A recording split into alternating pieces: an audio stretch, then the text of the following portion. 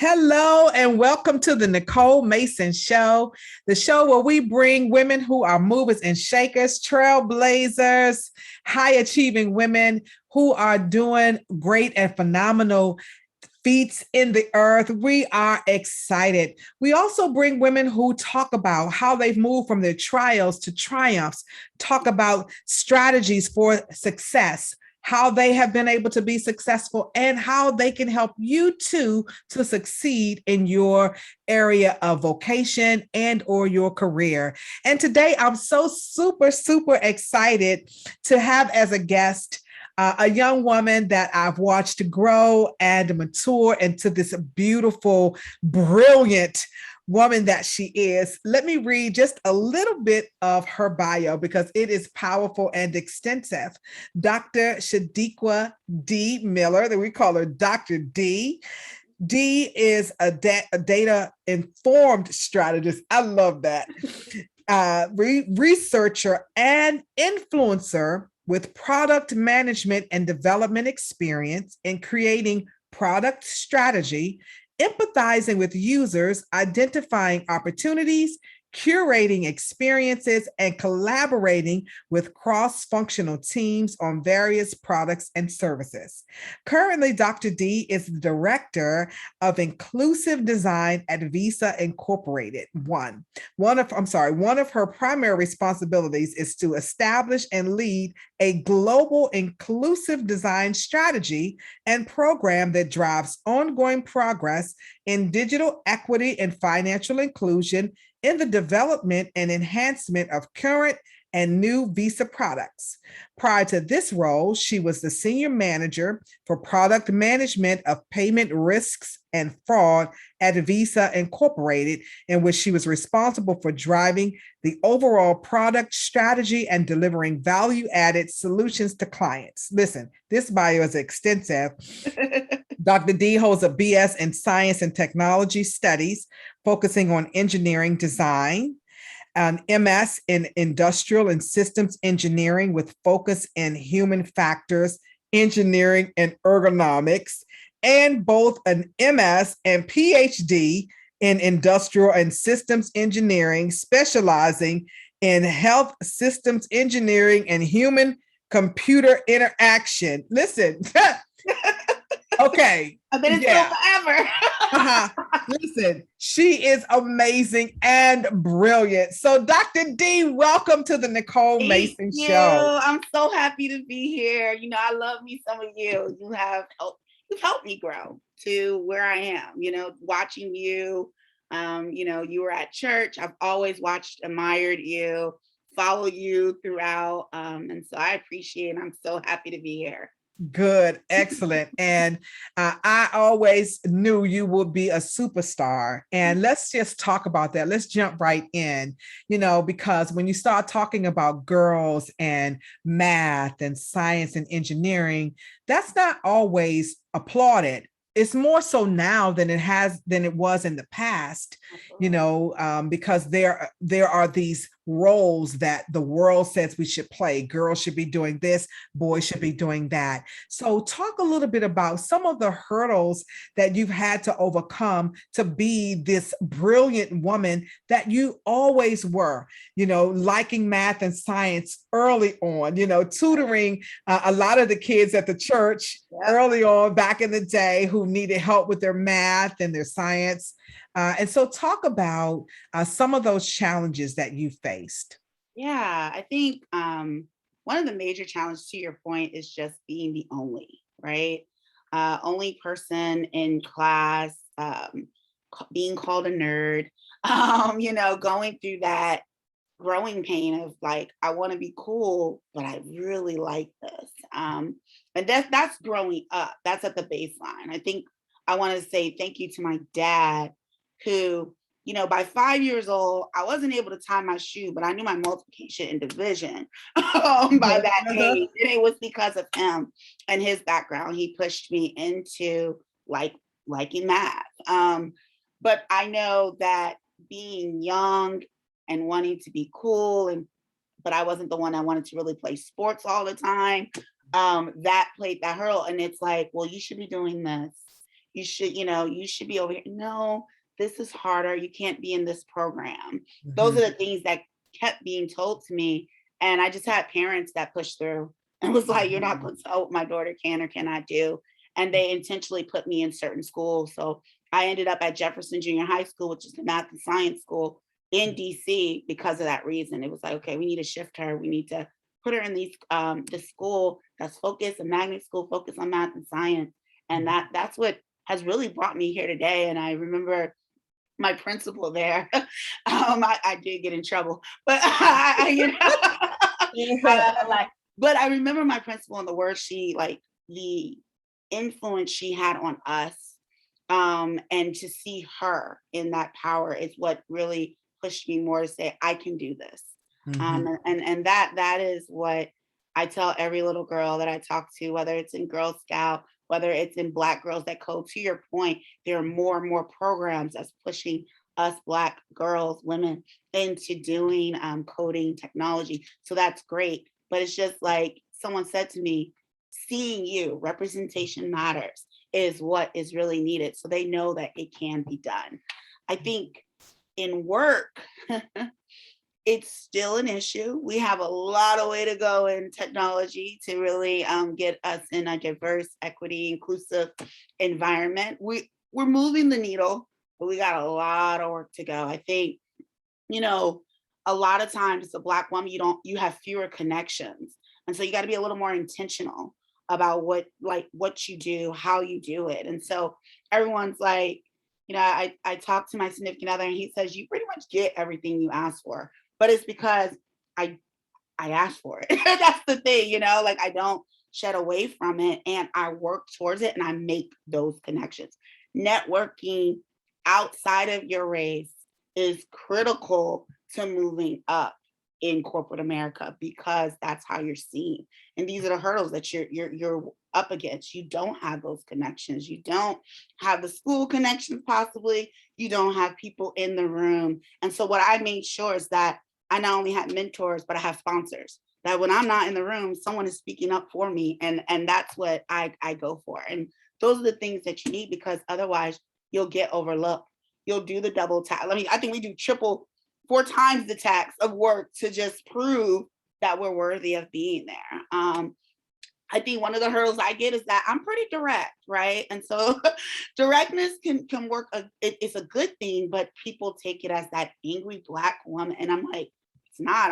I'm saying what he would have said, she would have said as a white woman, he would have said as a white man, and you guys are just seeing that it's D, the color, Black D, Black woman saying this, and it's a problem, and that's really the hurdle I've had the most issues.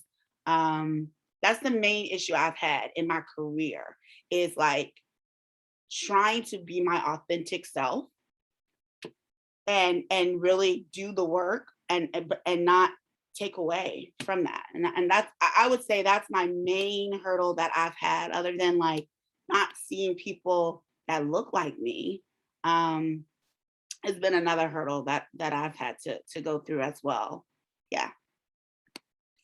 Yeah, I hear you. So, talking about the childhood, really having that family support. And of course, we know that not everybody has it, but, Yep. placing your child in communities, like you were a part of the church and, Mhm. different organizations. I've always contended that it doesn't really matter how bad the family structure may be or Yeah. not having in place. There's always somebody in your life Yes. that is speaking to you positively. Yes. So sometimes for some kids, it's at church, it's at, the Girl Scouts and, that kind of thing. So I appreciate you sharing that about your parents and your dad in particular. Yeah. Black fathers rock. Yes. Yes. I was a daddy's girl too, Black fathers rock. And, having those parents that really advocate for you. So that's powerful. But I really love the fact that you talk about networking and how intentional, we have to be in networking. Yes. And one of the things that I found, even with myself, and maybe you can speak to this, Mhm. is, not really following up, but it really is, something powerful in the follow up. Yes. So share how you've been able to follow up with people that you've met, Yeah. to go after what Right. you've wanted. Talk about that a bit. Yeah. So even in my, so I just was promoted to this role of director inclusive design. Uh, it started in April that I like created the idea of the role. And I had someone that was supportive behind me. He was an SVP. He was all about it. Then he shifted positions. And I was like, oh my goodness. Right. And so I was like, what's going to happen? I don't have that sponsor to speak up because he's going into a new role. So I followed up with them and he put the word into the HR team. And, they came and talked to me and it was like, oh, go out and build this extensive program. I'm like, why do I have to build a completely extensive program? Why can't I just get hired to do it? Why do I have to do it as like a side to my current job? And at first I was like, okay, I can do that. Like I said, okay. Then another team got created and I was like, wait a minute, this team got created. They don't have nothing built out. They're looking for people, they're trying to hire people to build it out. What is different? And so I took a chance and I emailed my EVP, chief product officer, and was like, hey, this team's over here. I don't think we have what we need to help them in product. This is important. This is critical. And that's what I did. And I sent it.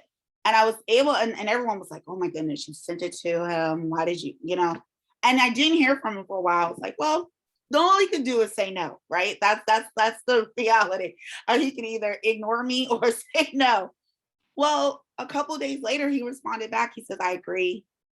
Here, I'm adding my executive assistant. Get on my calendar. Present to me. And I was like, oh my goodness, right? And so I worked with the executive and I got it. And it was that. So what happened? I ended up presenting. He was funny because he was like, I thought you just wanted to talk from your email. You got a whole deck here. You okay, approve. I was like, oh yeah, I got your time. I got 30, 40 minutes of your time. I'm coming here with everything. I'm gonna do what you say, show up great, right? Yes, yes, yes. What I did, I was like, here I am. This is what's going on. He approved it. What I liked about it was that when I followed up with him, I was able to follow up with him and he was definitely following up with me. He was like, hey D, what's going on with this? Are we moving? Let me know if there's any blockers. What do I need to do? And I was like, oh, he really, truly believes in me. And I think that was the thing. It was just the follow through of always following up and having that connection and not being afraid. Because even to this day, his COO is now contacting me like, okay, what's the journey? What's the plan? What's next? And I'm like, he's told her, contact D, figure it out. And he's skipping levels to come down little me. I was like, I'm thinking you're gonna go to person on your leadership team, but he's coming to me. And that is what I appreciate out of the whole thing. I think with me, it was always the follow through. I think people even say that the one issue that they run into is that they don't know how to network online. With us being in COVID, it's even harder to do. But I'm like, you got to be intentional. You got to think about what are you bringing to the table that you can discuss. And I think that's what helped me. My passion for inclusive design, for product inclusion, for looking at how to help people through technology and be inclusive is what pushed me to be able to keep following through to the point that I actually am now able to say that I'm the first director of inclusive design at Visa. So that is so awesome. That is so awesome. And I'm so proud of you. And I know that you know how to speak up for yourself and all of that. And that's very important and very powerful. And I really, I think that you should probably think about kind of packaging that and sharing that with other people, because there is something to be said about networking for women, and particularly women of color, and how to do it and how to do it effectively, because we haven't been taught naturally how to, toot our own horn, for lack of a better way to put it, how to share what we're good at and not feel some kind of way because we are brilliant, we are beautiful, we are powerful, all of those things. So I really appreciate the fact that, you went in but you went in really overdoing it because they already knew what you were bringing to the table. Right, right. And so sometimes we do that too, but we have to do it. We have to do that. We have to do that. We have to show up and overdo it sometimes, or what it feels like overdoing it, so that people can know we know our stuff. Right. But that's the thing that I love about you, really being confident, being courageous, and being competent. Those are what I call the 3 power C's of showing up great. And then the A is authenticity. So I call it that the formula is the A plus the 3 power C's. And you had all of those things and, went in there, you were showing up great and came out with the goal that you went in there trying to accomplish. Yeah. So that's awesome. So talk about, just really some of the work that you've been able to do in sharing with, young girls, other women of color, in the STEM area, or who are thinking about going into the STEM area, just how to prepare themselves for this space. Yeah, I think one of the things, so I recommend everyone, so there's a Facebook group called Black Women in Tech. It's like Sister Circle Black Women in Tech. And the outpour of love in that group is amazing. People come there. It just really goes back to like really networking. I think one of the organizations that I love and that I've been a part of and been a leader in is the National Society of Black Engineers. And that group, I was able to give back on many levels, whether it was collegiate, where I was the collegiate initiative chair, and I helped at the regional chapter level of bringing in students and letting them know it's okay that you failed that test. It's not the end of the world. Or just giving back, going to Boys and Girls Club and talking to, again, like it was really, some of my friends have always said, you're Dr. D, representation matters. Like use that for the good of bringing in others. And that's what I've been doing. I think I tell people, when you're thinking about tech, so here's the thing that I like to tell people, and this is the career coach side of me, is like, don't get hung up on, I need to know the technology, right? Get understanding of your transferable skills. There are many skills that you have that are very valuable in tech.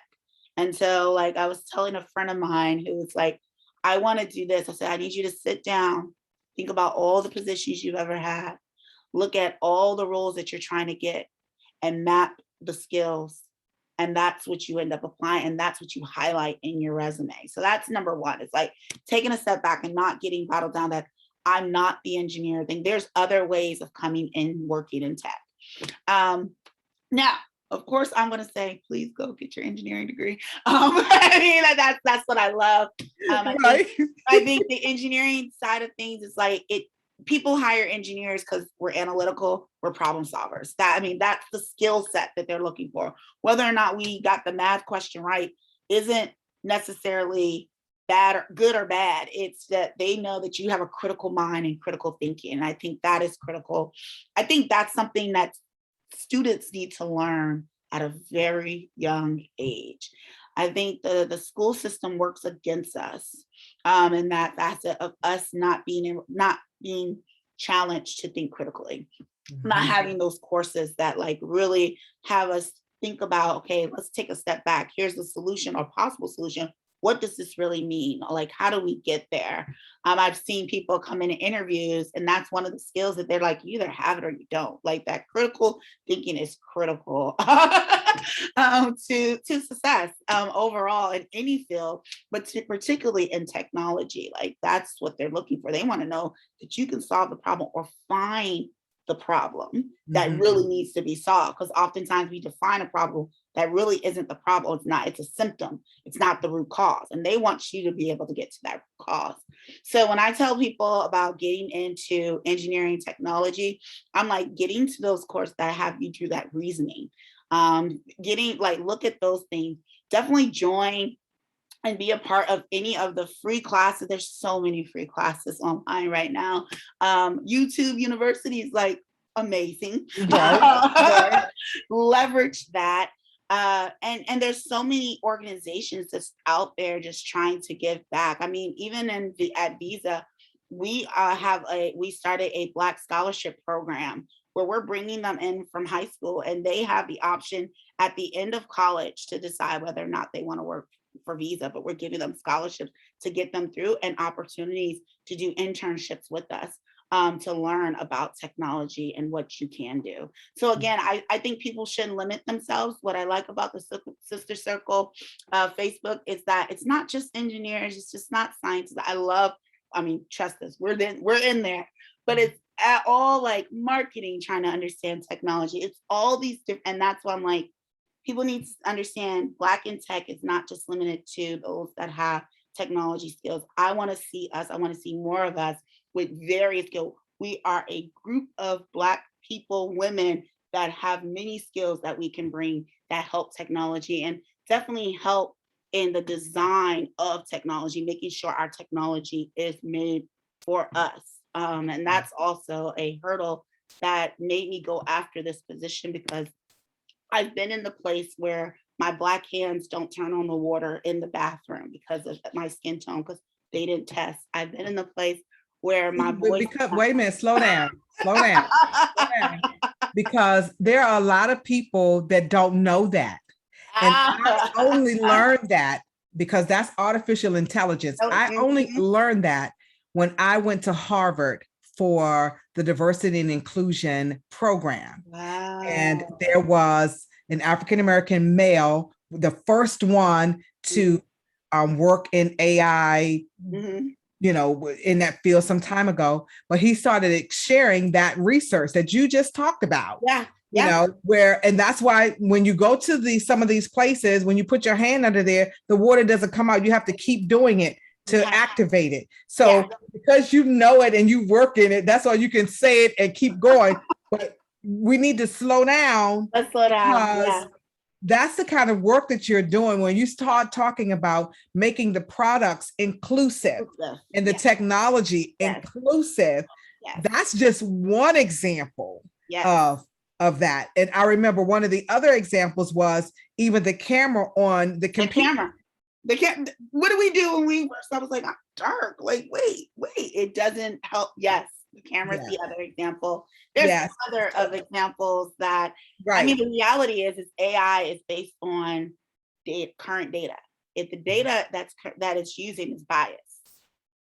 Hello, we're going to create a technology that's biased in itself. And I think from an inclusive design perspective, inclusive design is about the process, right? Making sure we are elevating the voices of the excluded, the traditionally excluded groups, right? Making sure they are in, we're testing with, so this would have been avoided if they would have tested with someone as dark as me or other shades to make sure, because what happens is I've done it so many times. And I remember when I told my friend, I'm like, this is not working. I'm going in like this. But if I turn my hand over and do it no problem. Yeah. And that's why it's so important to have women of color, people of color who are in these fields and have a seat at the table. And that's why I'm so proud of you and this position that you have, because we need more people, so that we won't end up having these faux pas and these just outright just wrong things happening, and I could go down the list of so many different products that came out and they had to pull them back because somebody wasn't at the table, to say that is inappropriate for this group of people, or this group of people will be offended if you let this product go out. So this is very, very real. And our time is winding up, but I really want you to just share, what do you see in the future happening with this area, with some of these positive changes, such as yourself being selected for this role at this corporation? I really see us really designing and developing inclusive products. I really see it opening up doors to address digital equity and financial inclusion, particularly because I'm in the financial industry, right? It's really going to open up those doors. And like even in our company right now, that's what we're looking at. We're like, okay, we're working with a company and I'm like, they are Black owned. They're trying to do buy Black, and their loyalty program is about buying Black. I said, okay, Visa, what product do we have that's going to address that? Oh, we may need to enhance to make sure it addressed those needs. So I see the right questions being answered. And I think that was the thing when I was presenting at my to my director or to my senior executive vice president and chief product officer, I presented him an example. I said, when you look at this, it looks like we've included everyone. However, does this technology work on prepaid? And and I asked him, he was like, oh, and at the end, an SVP was like, I would have never thought to ask that question. So I said, my role isn't necessarily that we're going to design one product that fits all. I'm going after designing a diversity of ways, bringing equity to the products that we provide. And that's the whole goal. And that's what I see in the future, is that people are going to have options to use the product and not be excluded from using products just based on their human diversity features. That's so awesome. I'm so proud of you. Thank you. So awesome. And we definitely need people like you at the table, just seeing it. And I can't tell you the number of times that people have said that to me over the years in my role as EEO director in my day job. That's what I like to call it, in my day job. I have so many jobs, right? In my day job. That they would have never thought about that. They didn't see it that way. That is because you don't have my experiences. You're not from my culture, my race, but it is important for me to be sitting at the table because we do have people that we serve in the public that look like me. Right. So if you are creating these forecasts, for example, telling people to get out because a hurricane is coming and, they don't trust you because you are the government and they don't see anybody that looks like them, that's a problem. So we have this work that is so important, critically important everywhere around us. And so I'm so glad that you have a seat at the table doing what you're doing. And I want to encourage you to continue to do it. How can people reach out to you if they want to invite you to speak to their group, speak to the young people? How can people get in contact with you? Yeah, so they definitely can email me, of course. That's sdmiller@dawnspecialty.com.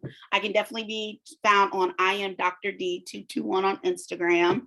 I am Dr. D221 on Twitter as well. So any of those will get you to me to contact me in it. And I'm open to bringing, it's relevant. It's so relevant right now and so much needed. And I think one of the things I want to say is that what I see is more and more companies hiring for this role.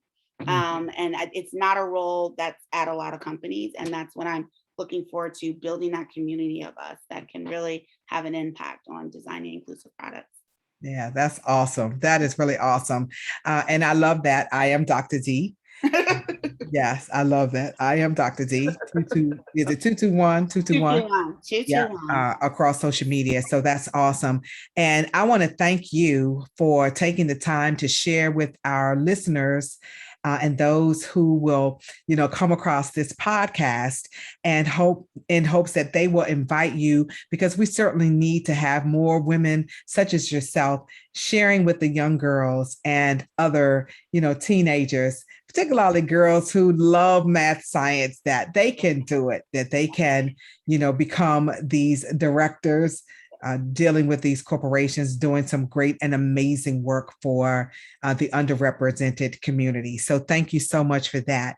And I want to thank you all for tuning in for another powerful episode of the Nicole Mason Show. Join us next time when we'll have another powerful woman joining us.